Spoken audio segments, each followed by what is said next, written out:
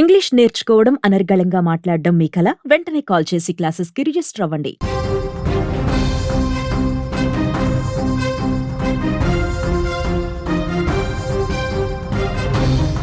ఇప్పుడు యావత్ దేశాన్ని ఒకే ఒక అంశం కుదిపేస్తుంది.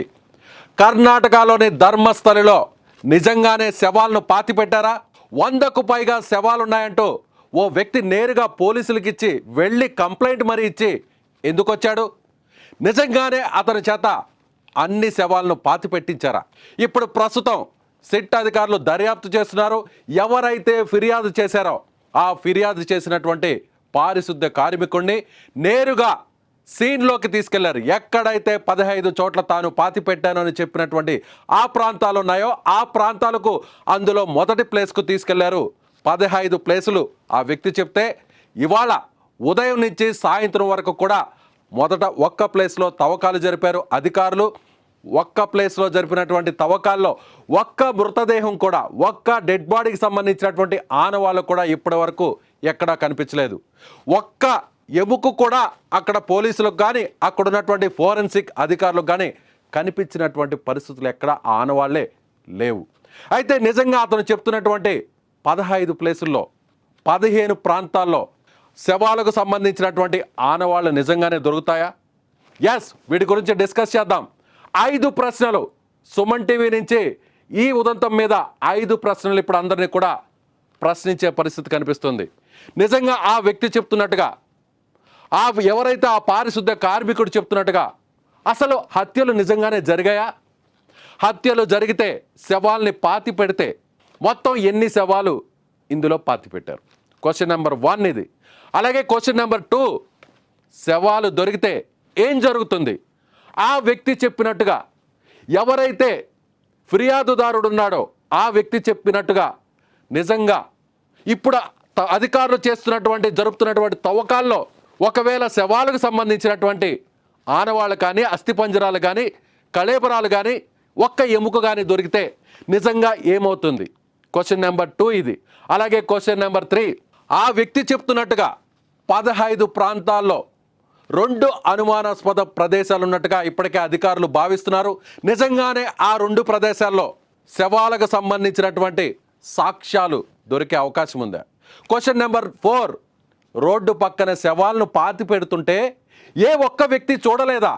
ఇక్కడ హైవే పక్కన, రోడ్డు పక్కన పాతి పెట్టినటువంటి శవాలను అంత ఓపెన్గా రోడ్డు పక్కనే శవాలను పాతి పెడుతుంటే ఏ ఒక్క వ్యక్తికి కూడా కనిపించలేదా?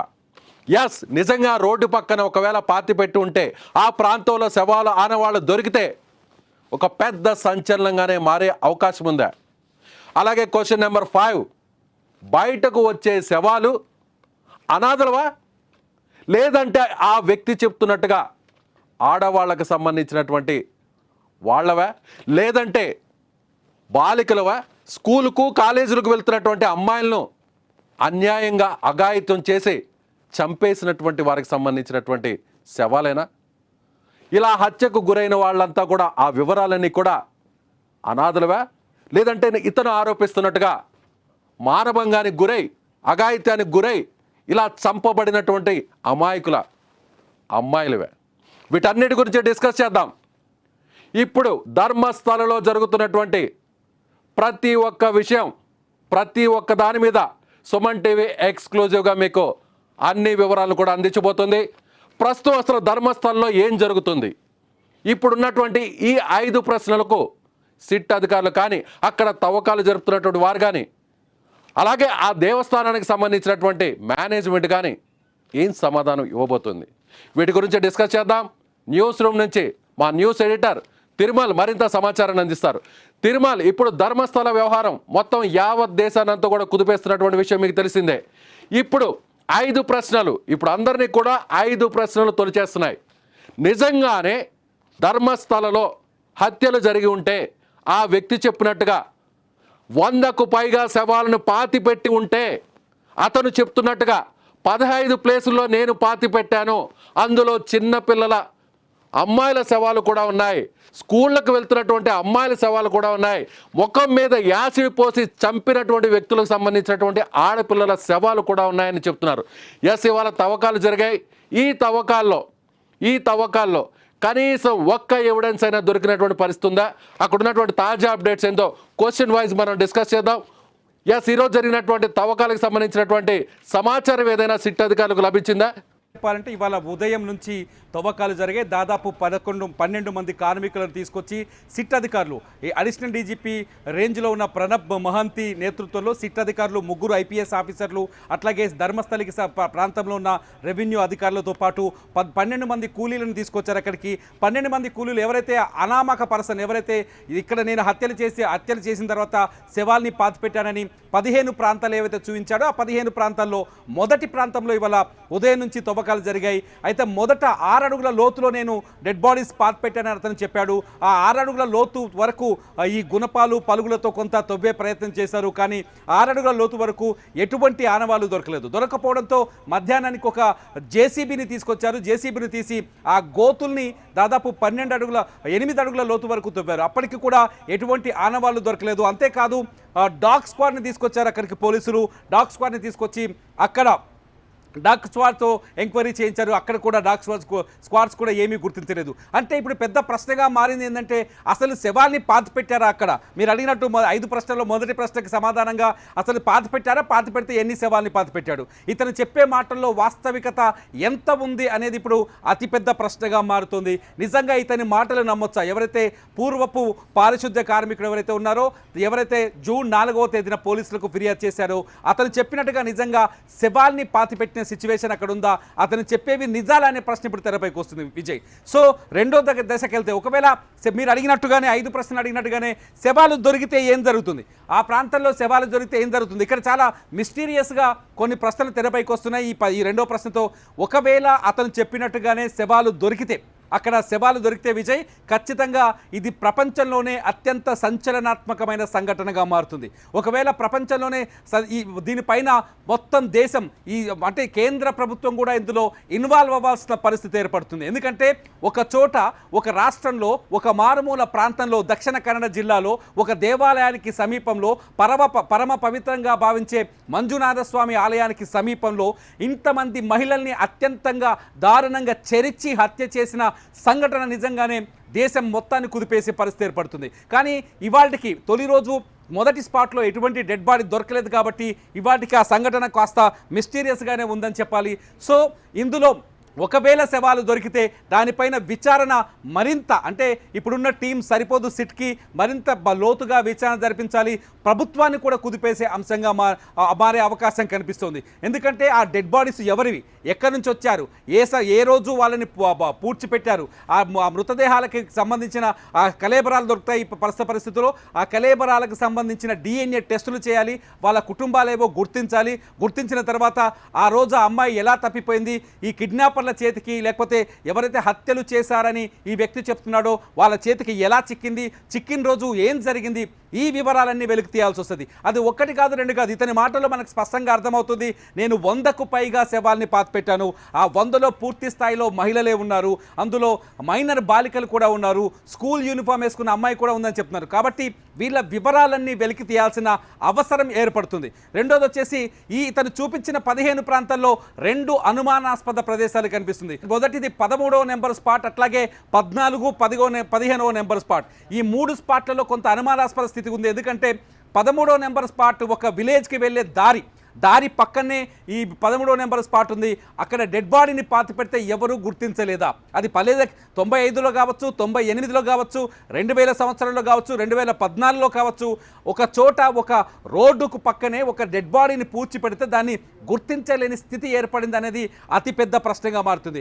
అదే సమయంలో అక్కడ డెడ్ బాడీ దొరికితే ఖచ్చితంగా ఇక్కడ హత్యలు జరిగాయని నిర్ధారించాల్సి వస్తుంది. At the same situation Dharmasthali highway పక్కన కూడా, అంటే 14, 15వ స్పాట్ ఏదైతే గుర్తించారో, ధర్మస్థలి హైవే పక్కన ఈ 2 స్పాట్లను గుర్తించారు. హైవే పక్కన శవాల్ని పాడితే, మామూలుగా ఒక విలేజ్కి వెళ్ళే దారి పక్కన శవాల్ని పాతి పెడితే సాధారణంగా ఎవరు చూడలేదనుకోవచ్చు. కానీ ఒక హైవే పక్కన శవాల్ని పాతి పెడితే, హైవే 24 గంటలు యాక్టివ్గా ఉంటుంది, రద్దీగా ఉంటుంది, ఎవరో ఒకరు కనిపెట్టే అవకాశం ఉంటుంది. కాబట్టి హైవే పక్కన శవాల్ని పాతి పెడితే ఎవరు గమనించలేదనే ప్రశ్న ఇక్కడ ఉత్పన్నమవుతుంది. ఒకవేళ అక్కడ కూడా శవాలు దొరికితే ఖచ్చితంగా ధర్మస్థలిలో ఏదో మిస్టరీ జరిగిందనే అనుమానం అయితే రాక తప్పదు విజయ్. ప్రస్తుతానికైతే ఈ ప్రశ్నలన్నింటితో పాటు బయటకు ఒకవేళ శవాలు ఇక్కడ శవాల పైన కూడా చాలా కథలు ఉన్నాయి విజయ్. మొదటి నుంచి ఒక కథ నడుస్తుంది. ఇతను చెప్పినట్టుగానే అక్కడ నిజానికి ధర్మస్థలి చాలామంది వస్తుంటారు. అక్కడ సర్పంచ్ ఒక 2 రోజుల క్రితం ఒక స్టేట్మెంట్ ఇచ్చాడు. ధర్మస్థలికి చాలామంది భక్తులు వస్తుంటారు, ఇక్కడే తమ చివరి జీవితాన్ని గడపాలని ఆలోచిస్తుంటారు. అటువంటి వాళ్ళు ఇక్కడే ప్రాణాలు కోల్పోతుంటారు. అటువంటి డెడ్ బాడీస్ని అధికారికంగా మేము ఇక్కడ ఖననం చేస్తాము, లేకపోతే వాళ్ళ ఆచారాన్ని బట్టి క్రిమేషన్ చేస్తామని చెప్తున్నారు. ఒకవేళ డెడ్ బాడీస్ అధికారికంగా ఈ ఏరియాలో ఖననం చేస్తే, అధికారికంగా ఖననం చేసినప్పుడు ఒక ప్రత్యేకమైన ప్రాంతం ఉంటుంది, మనకు తెలుసు. అది నేత్రావతి నదీ తీరం కావచ్చు, లేకపోతే ఇంకో చోట కావచ్చు.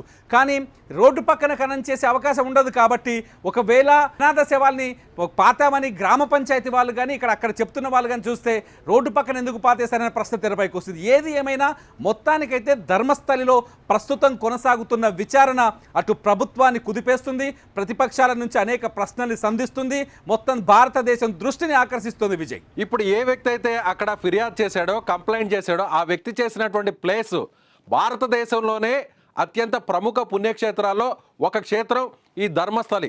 అక్కడ మంజునాథ స్వామి కొలువై ఉన్నాడు.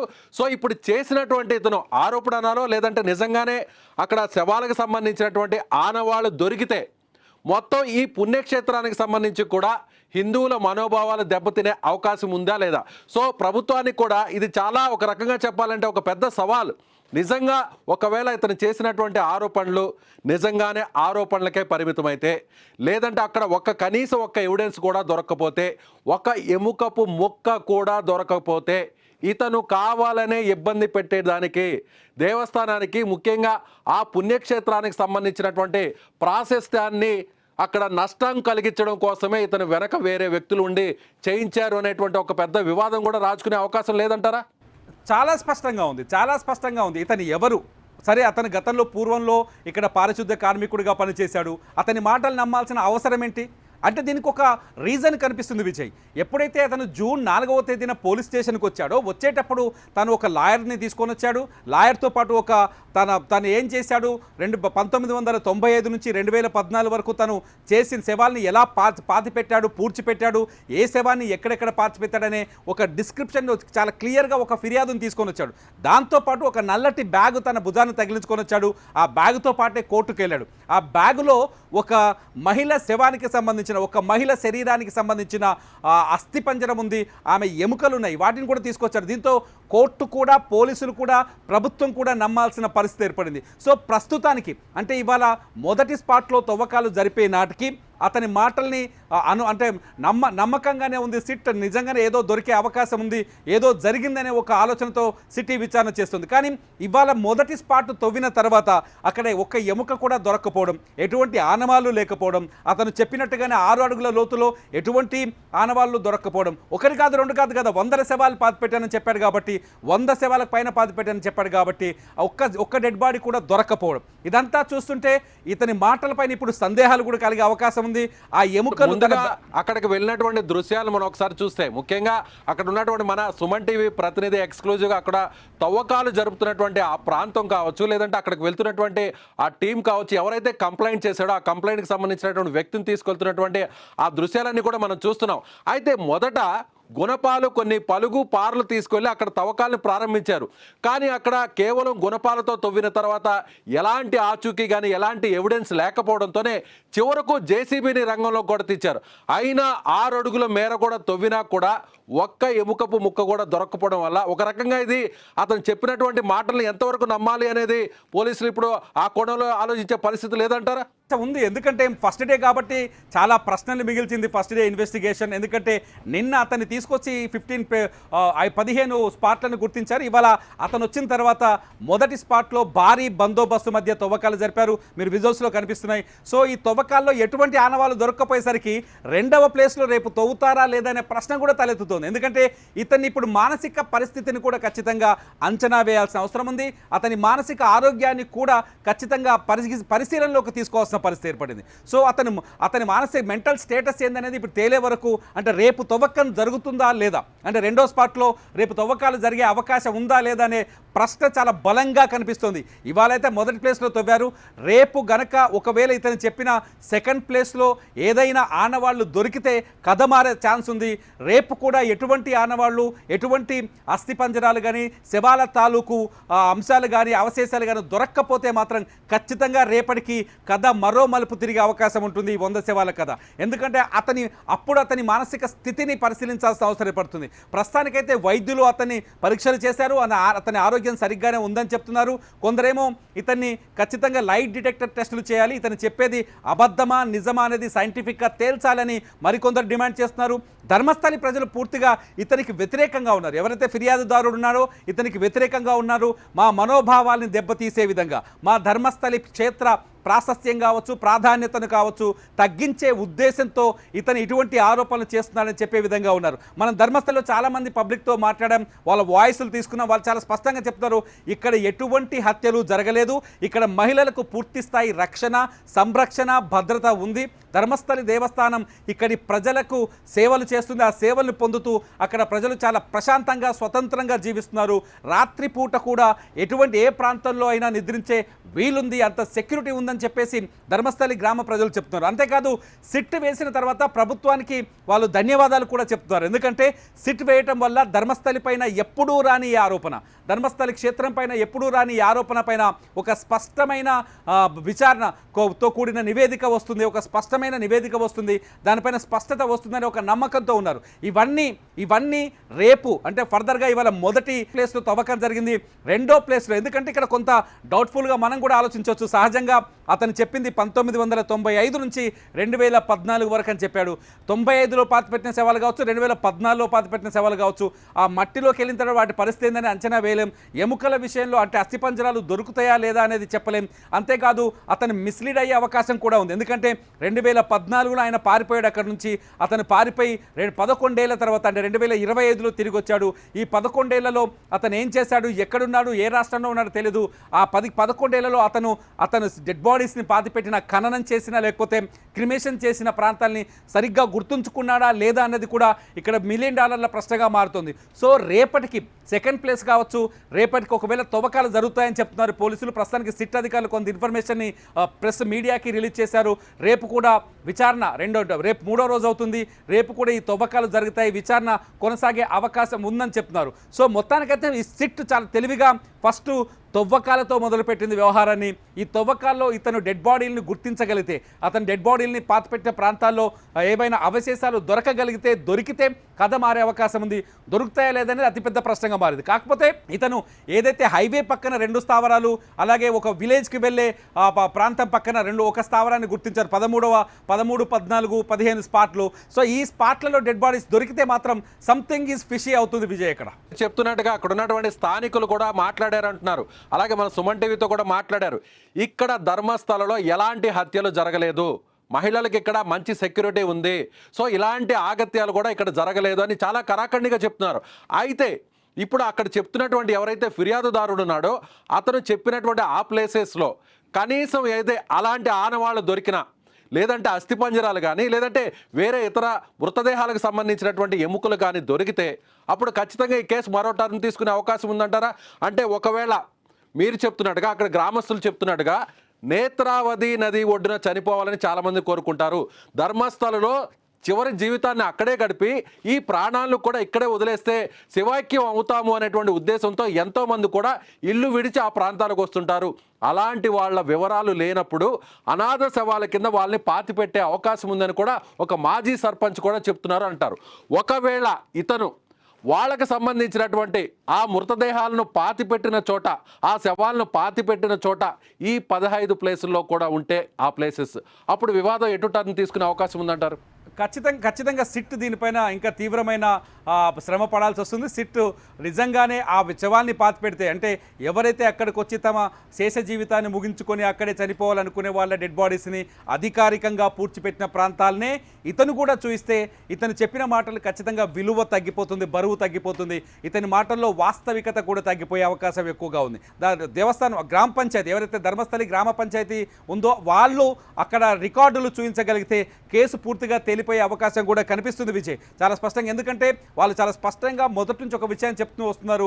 ధర్మస్థలికి వచ్చేవాళ్ళు తమ శేష జీవితాన్ని కాశీలో ముగించినట్టుగానే ధర్మస్థలిలో కూడా ముగిస్తారు.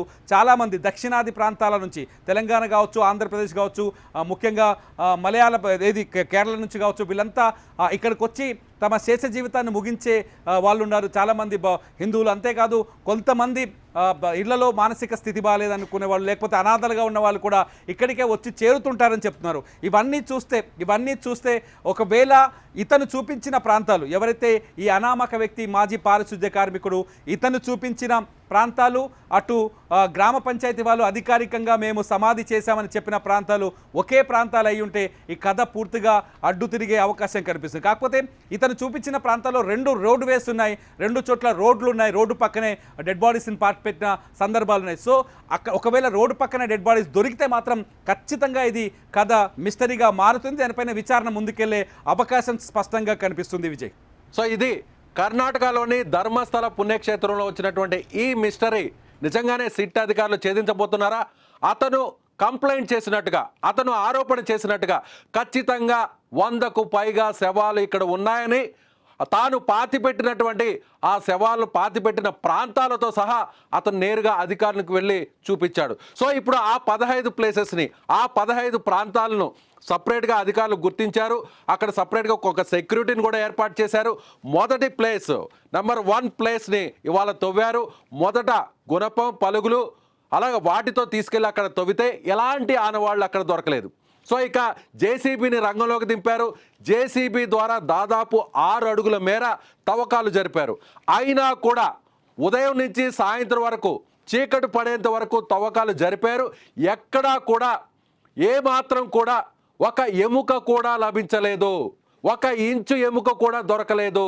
సో పోలీసులు, సిట్ అధికారులు, ఎవరైతే ఐపీఎస్ అధికారి నేతృత్వంలో ఉన్నటువంటి ఫోరెన్సిక్ నిపుణులు, అలాగే రెవెన్యూ అధికారులు, ఈ బృందానికి ఏ మాత్రపు ఎవిడెన్స్ కూడా ఇవాళ దొరకలేదు. సో రేపు మళ్ళీ తిరిగి తవ్వకాలను కొనసాగిస్తారా? నిజంగా రేపు జరిపేటువంటి తవ్వకాల్లో ఏదైనా మృతదేహానికి సంబంధించినటువంటి ఆనవాళ్ళు దొరుకుతాయా? ఒకవేళ దొరక్కపోతే కంప్లైంట్ చేసినటువంటి వ్యక్తిని మాటలను ఎంతవరకు నమ్మాలి? సో ఇందులో ఎంతవరకు నిజం ఉంది?